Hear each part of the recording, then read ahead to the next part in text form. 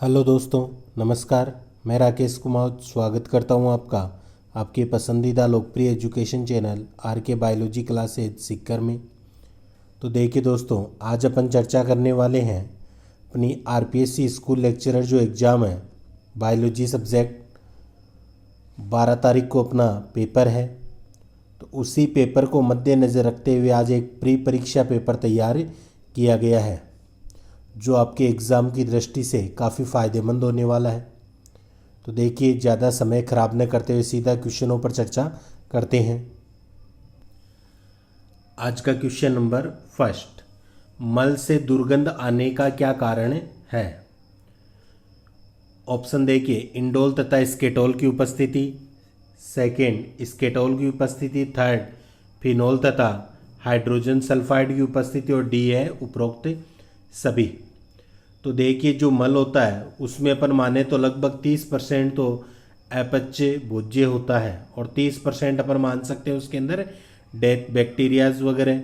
इसके अलावा 10 से 20% तक वसा, 30% तक अपन मान सकते हैं कि प्रोटीन तथा कुछ मात्रा में अपन मान सकते हैं अकार्बनिक पदार्थ भी होते हैं। तो जीवाणु द्वारा जो ट्रिप्टोफोन अमीनो अम्ल का ऑक्सीकरण किया जाता है, जिससे इंडोल तथा स्केटोल नामक एमीन का क्या होता है, निर्माण होता है। इंडोल, स्केटोल, फिनोल तथा हाइड्रोजन सल्फाइड के कारण अपन कहते हैं कि मल में क्या आती है, दुर्गंध आती है। तो तीनों ही ऑप्शन यहाँ पर राइट होंगे, इसलिए डी ऑप्शन इसका आंसर होगा। क्वेश्चन नंबर सेकंड देखिए, आमाशय में किस प्रकार की कोशिकाएं HCl का स्राव करती है? तो आमाशय में जो HCl का स्राव करती है वह अम्लजन कोशिकाएं होती है। बी ऑप्शन इसका राइट होगा। आगे देखिए फिर थर्ड नंबर का जो क्वेश्चन है, लैंगरहैंस द्वीप समूह में कितने प्रकार की कोशिकाएं पाई जाती है? 1, 2, 3 या 4? तो लैंगरहैंस द्वीप समूह में 4 प्रकार की कोशिकाएं अपने को यहाँ पर देखने को मिलती है। कई कहेंगे कि सर 3 होती है। तो देखिए, एक तो होती है एल्फा कोशिका जो ग्लूकेगोन का स्त्राव करती है, बीटा कोशिका इंसुलिन का स्त्राव करती है, डेल्टा कोशिका जो होती है सोमेटोस्टेनिन का स्त्राव करती है। इसके अलावा एक और होती है पीपी कोशिकाएं, ये क्या करती है, अग्नाशयी पॉलीपेप्टाइड का स्त्राव करती है। तो इसका आंसर हो जाएगा 4। क्वेश्चन 4 देखिए, निम्नलिखित में से कौन सी ग्रंथि मेंढक की त्वचा में पाई जाती है जबकि करहे की त्वचा में नहीं पाई जाती है? तो ये होती है श्लेष्म ग्रंथि। सी ऑप्शन जो होगा ना वह राइट होगा।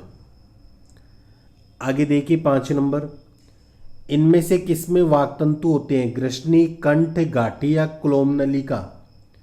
तो वाक्तंतु अपन कहेंगे कंठ में पाए जाते हैं। एक जोड़ी वास्तविक वाक्रज्जु तथा एक जोड़ी अभासी वाक्रज्जु होते हैं और कंठ के चारों ओर उपास्थि की बनी 4 प्लेट लगी हुई होती है। फिर आगे देखिए क्वेश्चन नंबर 7 की अपन चर्चा करते हैं। ये देखिए 7 नंबर का जो अपना क्वेश्चन है, द्विनिषेचन विशिष्ट लक्षण है जिम्नोस्पर्म, एंजियोस्पर्म, ब्रायोफाइट्स या टेरिडोफाइट्स? तो द्विनिषेचन विशिष्ट लक्षण किसका माना गया है, एंजियोस्पर्म्स का माना गया है। 8 नंबर, निम्न में से कौन से मोलस्क से आंतरिक कवक सेल पाया जाता है? नोटिलस, टेरिडो, सीपिया या लेमिलिडन्स? तो इसका आंसर होगा सीपिया। 9 नंबर देखिए, मास्ट कोशिकाएं स्त्रावित करती है थ्रोम्बोप्लास्टिन, हिपेरिन, एंडोरफिन या गामा अमीनो ब्यूटेरिक अम्ल? तो इसका आंसर होगा हिपेरिन। मास्ट कोशिकाओं के द्वारा हिपेरिन का स्त्राव किया जाता है। 10 नंबर का क्वेश्चन देखिए, टीन या सोलियम यानी कि फीताकृमि में पाए जाने वाले श्वसन का प्रकार बताइए? तो इसमें अवायवीय श्वसन अपन मानते हैं, डी ऑप्शन राइट होगा। आगे देखिए फिर 11 नंबर का जो क्वेश्चन है उस पर चर्चा करते हैं। जल पुष्प तलाभिसारी क्रम में व्यवस्थित होते हैं, तब पुष्प क्रम क्या कहलाता है? जब पुष्प तलाभिसारी क्रम में व्यवस्थित होते हैं तब पुष्प क्रम क्या कहलाता है, बताइए? तो पुष्पम कहलाता है, सहसीमाक्षी कहलाता है। 12वां देखिए, बंदे पुंकेसर कहलाता है। वर्तिका, वर्तिकाग्र, स्टेमिनोड या सिनेंड्रस क्या कहलाता है? बिल्कुल स्टेमिनोड कहलाता है। सी ऑप्शन राइट होगा। आगे देखिए 13 नंबर का जो क्वेश्चन है, अष्टिल प्रकार का फल पाया जाता है। अष्टिल फल किस में पाया जाता है भाई? आम व नारियल में पाया जाता है। क्वेश्चन नंबर 14, निम्नलिखित जीवों में से अवसिम केंद्र की कोशिकाओं के उदाहरण कौन से हैं? तो वह है जीवाणु एवं माइकोप्लाज्मा। ए ऑप्शन राइट होगा। आगे देखिए फिर, क्वेश्चन अच्छे लग रहे हैं तो वीडियो को लाइक कर दीजिए और दोस्तों शेयर ज़रूर कर दीजिए, क्योंकि यह वीडियो काफ़ी शानदार होने वाला है और काफ़ी फ़ायदेमंद होने वाला है जो भी एग्ज़ाम देंगे अपने फर्स्ट ग्रेड की। तो देखिए, स्तनी मस्तिष्क का कौन सा भाग पेशीय समन्वय को नियंत्रित करता है? अब पेशीय समन्वय को नियंत्रित करने वाला कौन होता है भाई? वो होता है अनुमस्तिष्क होता है। बी ऑप्शन राइट होगा। 16 नंबर, निम्नलिखित में से कौन सा एंजाइम प्रोटीन के पाचन को प्रारंभ करता है? प्रोटीन पाचन को प्रारंभ करने वाला होता है पेप्सिन। डी ऑप्शन राइट होगा। आगे देखिए 17 नंबर, हीमोग्लोबिन की सबसे अधिक बंधुता होती है। तो सबसे अधिक जो बंधुता होती है वो किसके साथ होती है? कार्बन मोनोऑक्साइड के साथ में होती है। ऑक्सीजन की तुलना में हीमोग्लोबिन से जुड़ने की 250 गुना ज़्यादा क्षमता रखता है CO। तो इसका बी ऑप्शन होगा। हमारे शरीर में उपस्थित रुधिर बैंक है। रुधिर बैंक क्या है? पलिया मानते हैं, या स्प्लीन या पलिया के नाम से इसे जानते हैं। 19 नंबर देखिए, डाउन संलक्षण है या डाउन सिंड्रोम? तो डाउन सिंड्रोम क्या होता है? अलिंग सूत्री असामान्यता। ए ऑप्शन राइट होगा। 20वां देखिए, हृदय भित्ति बनी हुई होती है। तो हृदय भित्ति बनी हुई होती है बाह्य हृदय स्तर की, मध्य हृदय स्तर की और अंत हृदय स्तर की, तीनों की, यानी कि इन सभी की यह बनी हुई होती है। आगे देखिए फिर दोस्तों, अब समय ऐसा है कि कुछ भी नया नहीं पढ़ना है, ओनली ऑन आप लोगों को क्या करना है? रिवाइज करना है। इतना ध्यान रख लेना। कई क्या होते हैं कि ये लो मैंने तो वो टॉपिक तो पढ़ा ही नहीं, उससे क्वेश्चन आ जाएंगे। अब जितना पढ़ लिया वह पर्याप्त है, बस आपको एंड टाइम पर रिवाइज करना है। और रिवाइज का मतलब ज़्यादा से ज़्यादा क्वेश्चन देखने हैं। और क्वेश्चन के लिए इतना ही कहूँगा कि अगर आपको क्वेश्चन नहीं मिल रहे हैं तो मेरे चैनल की प्लेलिस्ट में लगभग सभी टॉपिक के मैंने मेन क्वेश्चन करवा रखे हैं। अगर आपको अच्छे लगे तो वह देख सकते हैं। ये मत समझिए कि सर केवल अपने चैनल के लिए कहें। जहाँ भी आपको क्वेश्चन मिलते हैं वहाँ आप क्वेश्चन देखिए, क्योंकि देखा हुआ क्वेश्चन जरूर दिमाग में आएगा। जिस समय 4 ऑप्शन दिखेंगे ना, ऑटोमेटिक टिक लगेगा वहाँ पर, क्योंकि कहीं ना कहीं वो अपने अचेतन मन में है, वो चीज़ अपनी पढ़ी हुई है वो। इसलिए ज़्यादा से ज़्यादा क्वेश्चन जरूर से देखिए। तो देखिए क्वेश्चन नंबर 22, बाह्य दल व दलपुंज के मध्य दीर्घित पुष्पासन वृंत कहलाता है। तो क्या कहलाता है ये कहलाता है एंथोफोर। बी ऑप्शन राइट होगा। एक संगी पुंकेसर विशेषता है मटर, नींबू, गुड़ल या सोंकस की। तो किसकी विशेषता माना गया है ये? एक संगी पुंकेसर गुड़ल की विशेषता माना गया है। आगे देखिए 24 नंबर, निम्नलिखित में से कौन सा एक विधुर फल का उदाहरण नहीं है? ब्लाउस्टा, रेगमा, क्रीमोकार्प या लोमेंटम। नहीं है पूछा है यहाँ पर, तो वो होगा ब्लाउस्टा। ए ऑप्शन राइट होगा। आगे देखिए फिर 25 नंबर का जो अपना क्वेश्चन दे रखा है यहाँ पर,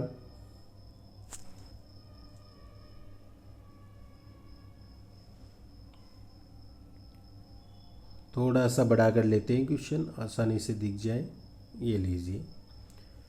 सबसे पहले किसने समझाया कि कोशिका की उत्पत्ति पूर्ववर्ती कोशिका से होती है? तो यह बताया था रुडोल्फ विर्चो ने बताया था। डी ऑप्शन राइट होगा। 26 नंबर, निम्नलिखित में से कौन सा कोशिकांग किसी भी कला से आवृत नहीं होता है? लाइसोसोम, राइबोसोम, प्लास्टिड या एंडोप्लाज्मिक रेटिकुलम। यानी अपने को यहाँ पर एक नग्न कोशिकांग बताना है, तो वह कौन सा है? राइबोसोम है। बी ऑप्शन राइट हो जाएगा। आगे देखिए फिर 27 नंबर का जो क्वेश्चन अपना, निम्नलिखित में से कौन सा एक प्रोकैरियोटिक कोशिका का उदाहरण नहीं है? जीवाणु, क्लोरेला, माइकोप्लाज्मा या नोस्टॉक? तो वो होगा क्लोरेला। 28 नंबर देखिए फिर, मिजोसोम संबंधित नहीं है कोशिका भित्ति निर्माण में, डीएनए प्रतिभवन में, श्वसन में या प्रोटीन संश्लेषण में? तो बताइए कौन सा होगा? बिल्कुल प्रोटीन संश्लेषण में। 29 देखिए, एंडोप्लाज्मिक रेटिकुलम को सर्वप्रथम देखा गया, तो वह पोर्टर के द्वारा देखा गया। सी ऑप्शन जो होगा वह राइट होगा। आगे देखिए फिर 30 नंबर का जो अपना क्वेश्चन है उसकी चर्चा करते हैं। कौन सा कोशिकांग पादप कोशिका में नहीं पाया जाता है? क्लोरोप्लास्ट, सेंट्रियोल, चिकनी एंडोप्लाज्मिक रेटिकुलम या गोल्जी एपेरेटस?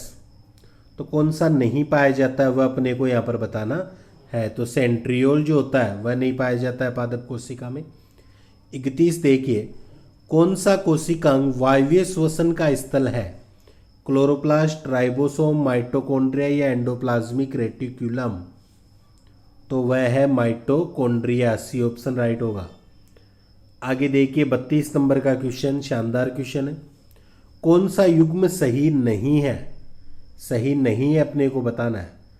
तो देखिए पादप कोशिका जीवद्रव्य तंतु सही है। अर्धपारगम्य झिल्ली के पार जल संचलन प्रासरण होता है, सही है। तरल मोजेक मॉडल सिंगर निकोलसन ने दिया था।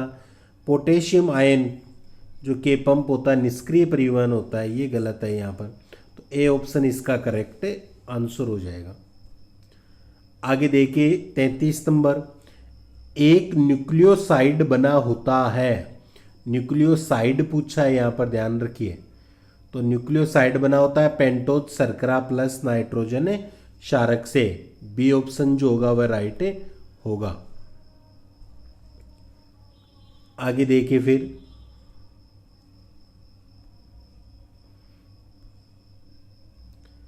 34 नंबर, अधैसलेस्मिका सबसे मोटी होती है। अधैसलेस्मिका सबसे मोटी होती है ग्रशिका भाग में होती है, ग्राशिका में। आहार नाल की चारों परतें उपस्थित होती है ग्राशिका में। इससे अधैसलेस्मिका क्या होती है? मोटी होती है, तो उसमें रक्त वाहिनियाँ उपस्थित होती है। पेलाग्रा रोग विटामिन की कमी से होता है। कौन से विटामिन की कमी से होता है? B3 निकोटिनिक अम्ल की कमी से अपन मानते हैं कि पेलाग्रा, या इसे चर्मदार रोग भी कहते हैं। इससे जीभ और त्वचा पर दाने और पपड़ियाँ पड़ जाती है तथा पाचन शक्ति जो होती है कमजोर हो जाने से अतिसार भी हो जाता है। आगे देखिए 36, मादा में द्वितीयक लैंगिक लक्षणों के लिए आवश्यक हार्मोन है, तो वह कौन सा होता है? मादा में पूछा द्वितीय गौण लैंगिक लक्षणों के लिए एस्ट्रोजन। 37 देखिए फिर, नर में द्वितीयक लैंगिक लक्षणों के लिए आवश्यक हार्मोन कौन सा है? तो वह टेस्टोस्टेरोन होता है। 38, कौन सी अंतःस्रावी ग्रंथि वृद्धावस्था में निष्क्रिय हो जाती है? तो वृद्धावस्था में जो निष्क्रिय होती है वो होती है थाइमस। आगे देखिए 39, मच्छर किस रोग का वाहक है? तो ये मेरे ख्याल सबको आता होगा, मलेरिया का है। पैराथार्मोन की कमी से होने वाला रोग कौन सा होता है भाई? टिटेनी होता है। आगे देखिए फिर 41 नंबर का जो क्वेश्चन अपना,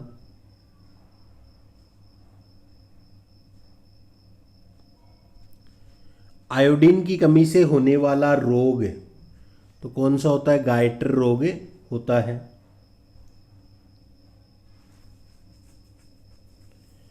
फिर जीवन रक्षक हार्मोन किस ग्रंथि द्वारा स्त्रावित होता है?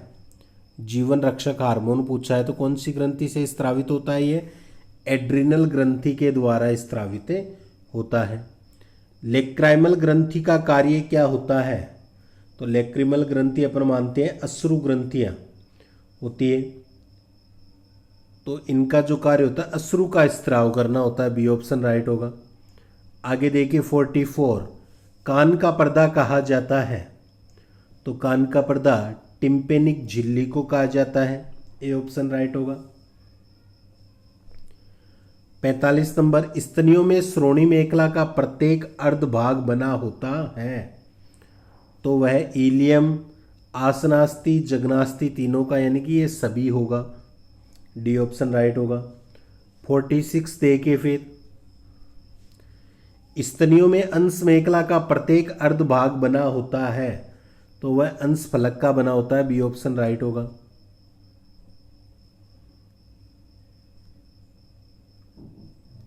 47, स्तनियों में नीचे का जबड़ा बना हुआ होता है, तो दंतिकास्तियों का बना हुआ होता है।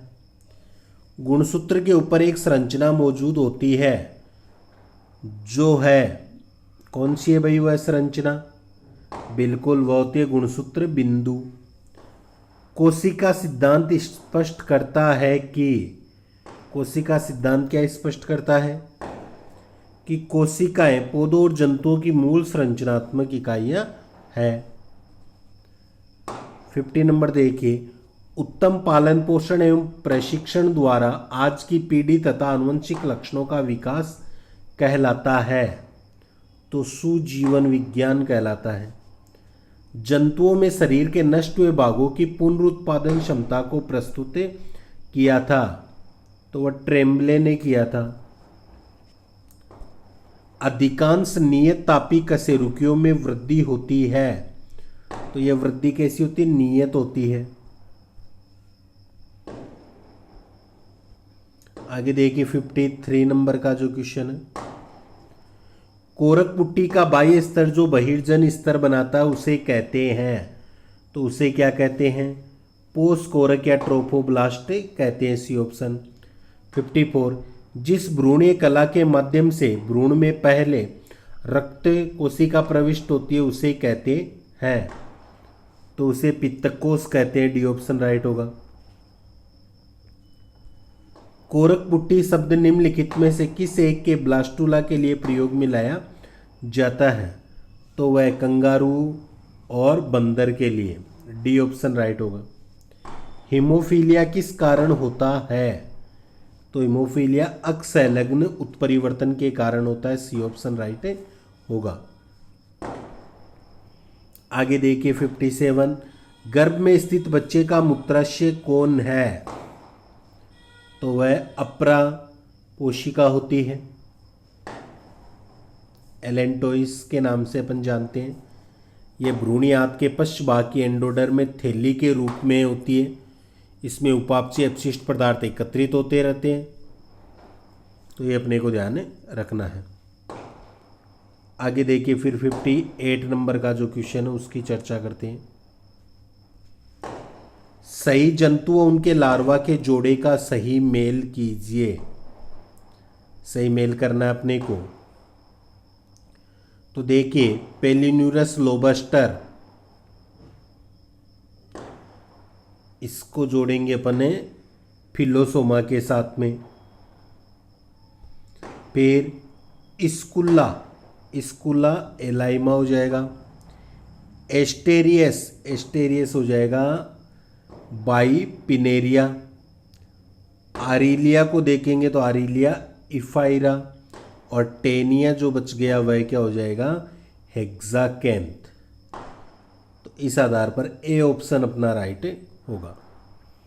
आगे देखिए फिर 59, कशेरुकी जंतुओं के एक समूह के निम्नांकित लक्षणों मछलियों पर बाह्य परजीवी, कायदीर्घित सल्कोता युग्मित पंखों का अभाव, 6 से 15 क्लोम छिद्र, मुख गोलाकार, चूस की प्रकार का तथा जबड़ों रहित के आधार पर सम्मिलित होंगे। देखो कितने लक्षण यहाँ पर दे रखे हैं, तो ये होगा साइक्लोस्टोमेटा। सी ऑप्शन राइट होगा। आगे देखिए फिर क्वेश्चन नंबर 60, निम्नलिखित कथनों पर विचार कीजिए। कथन फर्स्ट है, कैरियोप्सिस एस्टेरेसी का विशिष्ट लक्षण है। बी, लोडिक्यूल्स पीएसी में उपस्थित होते हैं। थर्ड, एपीएसी में जाइंगोपरिक पुष्प होते हैं। तो उपरोक्त में से कौन सा कथन सत्य है, ये अपने को यहाँ पर बताना है। तो देखिए इसके अंदर सत्य, एक तो जो सेकंड ऑप्शन है वह सत्य है कि लोडिक्यूलस पीएसी में उपस्थित होते हैं। एक थर्ड, एपीएससी में जांघोपरिक पुष्प होते हैं, यानी डी ऑप्शन राइट हो जाएगा। आगे देखिए फिर 62 नंबर का जो क्वेश्चन अपना, किस कुल के विभिन्न वंशों में एक से अधिक प्रकार जैसे सीमांत, स्तंभ्यता, आधारी बीजान्यास पाए जाते हैं? तो ये पाए जाते हैं रेननकुलेसी, डी ऑप्शन राइट होगा। इम्यूनोग्लोबिन का उत्पादन करते हैं, इम्यूनोग्लोबिन का उत्पादन कौन करते हैं भाई? प्लाज्मा कोशिकाएं करती है, डी ऑप्शन राइट होगा। आगे देखिए 64, निम्नांकित कौन सा रोग संक्रामक नहीं है? संक्रामक नहीं है वो होता है कैंसर। एक रंगांधी व्यक्ति यानी कि नर मानव का विवाह है एक सामान्य दृष्टि वाली स्त्री से हो जाता है तो उनकी पुत्रियों में कितनी प्रतिशत रंगांधी की वाहक होगी? यहाँ पर रंगांधी से मतलब क्या है दोस्तों, बताइए। रतौंधी रोग की बात चल रही है, तो इसका सही आंसर कौन सा होगा? बिल्कुल 100%, इसका आंसर होगा ए। आगे देखिए 66, रुई प्राप्त की जाती है, तो रुई जो प्राप्त होती है वह किससे होती है? गॉसिपियम प्रजातियों के बीजों की सतह से प्राप्त की जाती है। आगे देखिए 67, गेहूं एवं चावल के रासायनिक संगठन में प्रमुख अंतर है, तो वह प्रमुख अंतर होता है गेहूं में ग्लूटेनिन की उपस्थिति थी, चावल में इसकी क्या होती है? अनुपस्थिति होती है, बी ऑप्शन राइट हो जाएगा। 68, निम्नलिखित में से विथानिया सोमनीफेरा पादप के कौन से अंग को औषधीय रूप में उपयोग में लिया जाता है? तो होता है जड़ को लिया जाता है। आगे देखिए 69 नंबर का जो क्वेश्चन है, गूगल गोंद प्राप्त किया जाता है, गूगल जो गोंद होता है वह प्राप्त किया जाता है किससे? वह होता है कोमीफोरा वाइटी से, अपन मानते हैं इसे प्राप्त किया जाता है, कोमीफोरा वाइटी। आगे देखिए 70 नंबर का जो क्वेश्चन है, निम्नलिखित में से कौन द्विबीजपत्रीय संवर्धनों में कायिक भ्रूणोद्भवन के दौरान भ्रूणोद्भवीय स्पुंजों के विभेदन के लिए उत्तरदायी होते हैं? तो कौन होते हैं भाई? ये होते हैं ऑक्सिन व साइटोकाइनिन। आगे देखिए 71, जैव प्रौद्योगिकी के उपयोग से सफलतापूर्वक उत्पन्न किया गया मानव हार्मोन कौन सा था? हुमुलिन। 72, फ्लेवर सेवर टमाटर उत्पन्न किए गए उस जीन की अभिव्यक्ति को अवरुद्ध कर जो उत्तरदायी होता है, तो होता है पॉलीगैलेक्टूरोनेज उत्पादन हेतु। आगे देखिए फिर 73 नंबर का क्वेश्चन, गोल्डन राइस किस विटामिन के पूर्वगामी से भरपूर होता है? ये क्वेश्चन काफ़ी इम्पोर्टेंट है, जरूर याद रखना, और इसका होगा विटामिन ए। क्वेश्चन बहुत ही अच्छे हैं और कोशिश रहेगी कि एग्ज़ाम से पहले 1 या 2 वीडियो आपको और उपलब्ध करवा दूंगा। 74 देखिए, पुनर्योगज क्लोन के अभिधारण को संभावित करने वाली जीन कहलाती है, तो यह रिपोर्टर जीन कहलाती है। कृत्रिम क्रोमोसोम वेक्टर का एक उदाहरण है, तो वह फोस्मिड है। आगे देखिए 76, डीएनए अणु के विशिष्ट स्थलों के फास्फोडाइएस्टर बंधों को तोड़ने हेतु प्रयुक्त किए जाने वाला एंजाइम है, तो एंजाइम कौन सा है भाई? वह है restriction endonuclease enzyme, D option right होगा। आगे देखिए 77, प्रवास के पश्चात एक जाति के नए क्षेत्र में सफल स्थापन को कहा जाता है, तो वह आस्थापन कहलाता है, सी ऑप्शन राइट होगा।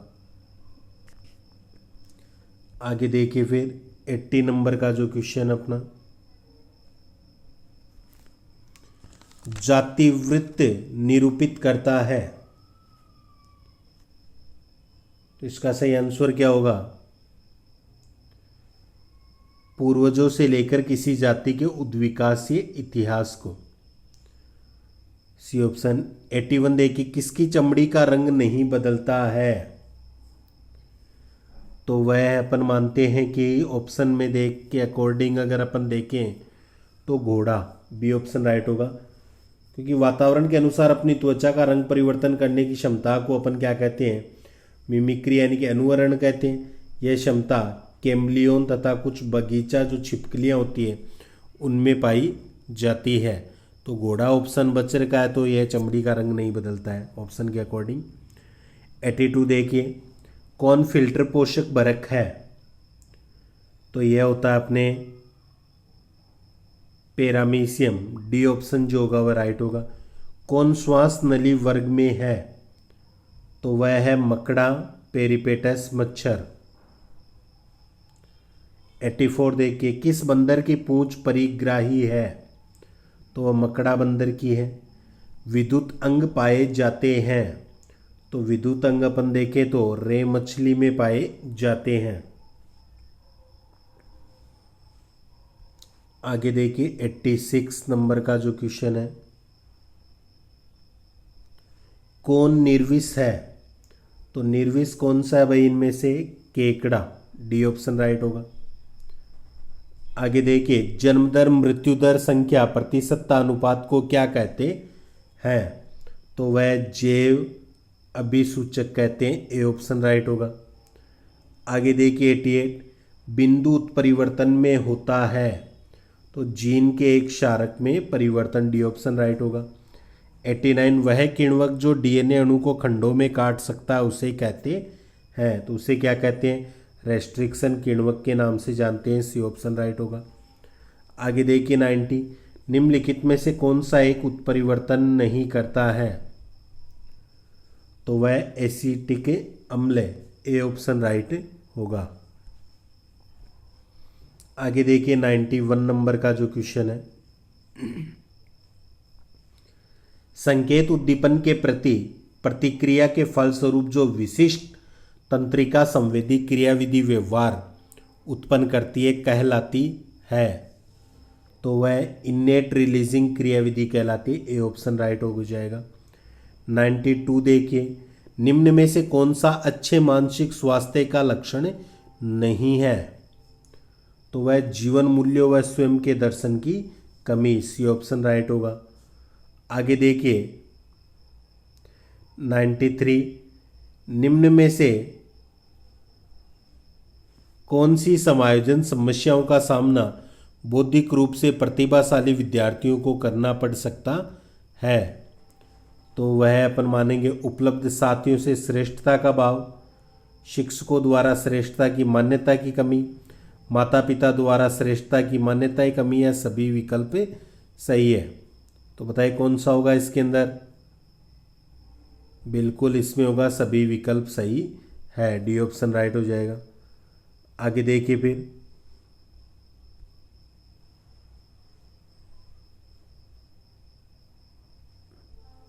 पियाजे के अनुसार संज्ञानात्मक कार्यविधि की दो विशेषताएं हैं।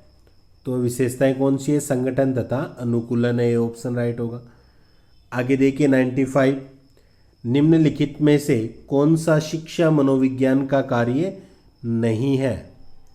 शिक्षा मनोविज्ञान का कार्य नहीं है पूछा है यहाँ पर, तो वह होगा असामान्य मनोविज्ञान वाले व्यक्तियों को समझना। आगे देखिए 96,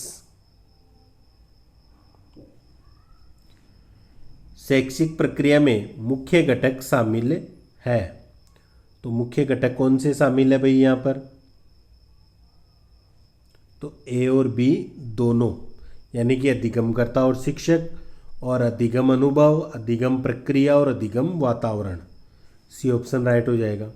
आगे देखिए 97, निम्न में से कौन सा कारक शारीरिक विकास को प्रभावित नहीं करता है?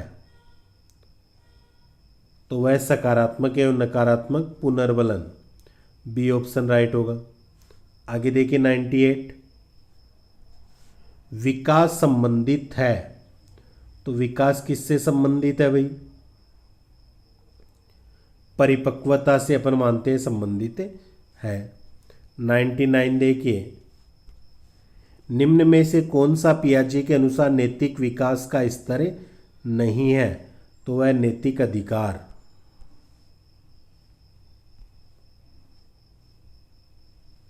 आगे देखिए फिर 100 नंबर का क्वेश्चन, निम्न में से कौन सा कथन सत्य नहीं है?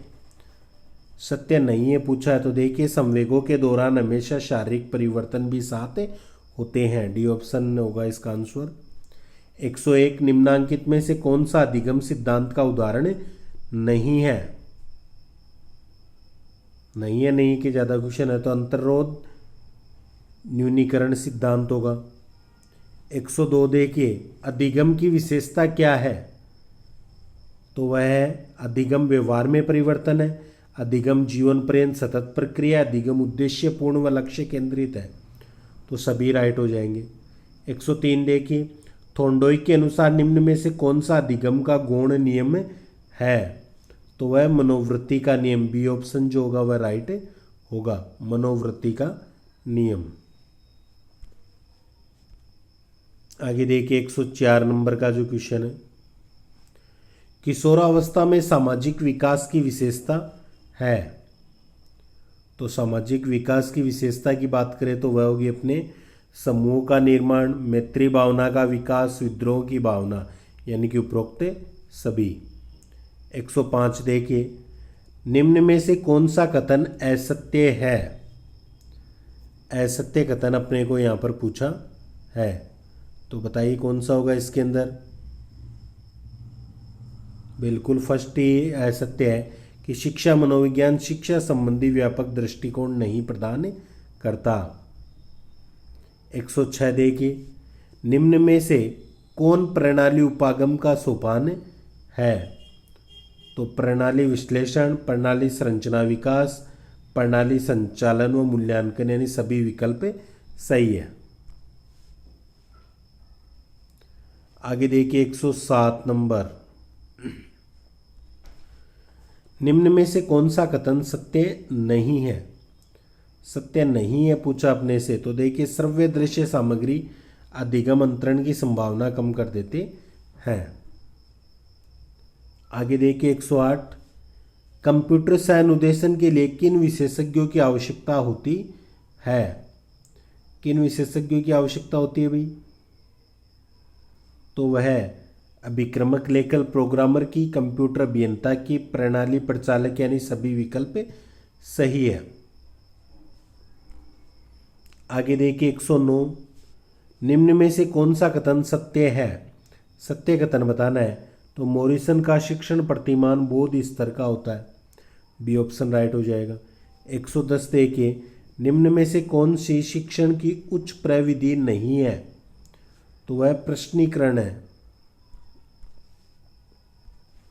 आगे देखिए 112 नंबर, दिसंबर 2014 में कॉन्फ्रेंस ऑफ पार्टीज COP की 20वीं बैठक कहाँ हुई थी? बताइए कहाँ हुई थी ये? बिल्कुल ये हुई थी Lima, Peru. D option right होगा। दंत के प्रतिशत बंटन के लिए सामान्यतः किस प्रकार के आलेखी प्रस्तुतिकरण का उपयोग किया जाता है? तो वह pie chart. B option right होगा। आगे देखिए 114, इलेक्ट्रॉन माइक्रोस्कोप का आविष्कार किसने किया था? तो वह मैक्स नॉल व अर्नेस्ट रस्का ने किया था। डीएनए को देखने के लिए डीएनए को रंजित किया जाता है, तो यह किया जाता है इथिडियम ब्रोमाइड के बाद पराबैंगनी प्रकाश की दीप्ति से। सी ऑप्शन राइट होगा। 116 देखिए, कम वेग पर अपकेंद्रण की प्रक्रिया में कौन सा कोशिकांग तलछल में मिलता है? तो वह मिलेगा केंद्रक। बी ऑप्शन राइट होगा। आगे देखिए 117, सेफाडेक्स जेल का सामान्यतः उपयोग होता है, तो होता है जेल फिल्टरन वर्णलेखिकी में होता है। 118, HDS पेज में सोडियम डोडेसाइल सल्फेट प्रोटीन को पूर्णतया आवेश प्रदान करता है। कैसा आवेश प्रदान करता है भाई? ऋणात्मक करता है। बी ऑप्शन राइट होगा। 119 देखिए, निम्नलिखित में से कौन मानव जाति विज्ञानी नहीं है? नहीं है पूछा है तो वह Karl Ernst von Baer, B option right होगा। 120 देखिए,